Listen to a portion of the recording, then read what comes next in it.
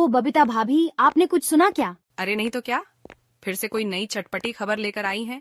तू रिम्पी भाभी, बबीता छटकारे लेते हुए बोली। अरे वो जो 18 नंबर वाली नूरी भाभी है ना, सुना है उनकी बेटी सिम्मी घर छोड़कर भाग गई है। क्या तू सही बोल रही है भाभी जी? तो अपनी बेटी की तारीफों के पुल ही बांधती रहती थी। मेरी बेटी ऐसी, मेरी बेटी वैसी, पढ़ने में बहुत होशियार है। अब कहाँ गई होशियारी, नाम डुबो दिया ना बिटिया ने।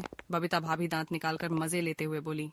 अच्छा रिम्पी, ये तो बता, क्यों भागी उनकी रानी बेटी? पता तो नहीं चला भाभी जी, पर होगा वही लड़के वड़के वाला मामला। और भला क्या हो सकता है? चल उनके घर चलते हैं, थोड़ा पता तो करके आए, आखिर बात क्या हुई है। दोनों सखी हंसते हुए नूरी भाभी के गेट पर पहुंची। गेट खटखटाया। भाई साहब बाहर आए। दोनों ने उन्हें नमस्ते किया। आप दोनों सुबह सुबह? सब कुशल मंगल तो हैं भाभी जी?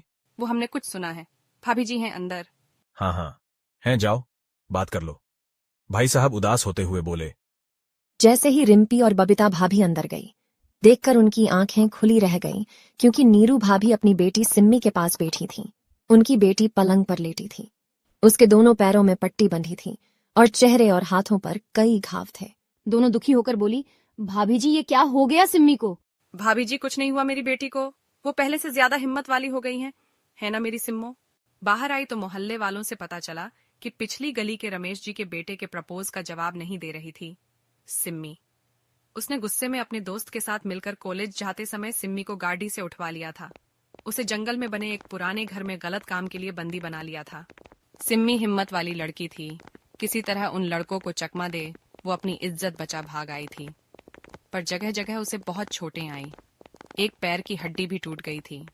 चिल्लाकर बोली, भाभी जी आप ही बता रही थी ना कि नूरी भाभी की लड़की भाग गई है। ये क्यों नहीं बताया कि आपका बेटा ही उसकी इज्जत से खेलना चाहता था? आप क्या सोची किसी को कानों कान खबर भी नहीं होगी? नाम नूरी भाभी का नहीं, आपके परिवार का डूबा है।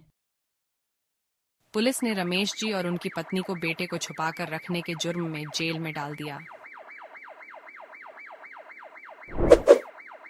दोस्तों ऐसे और मजेदार स्टोरी के लिए फॉलो और सब्सक्राइब जरूर करें।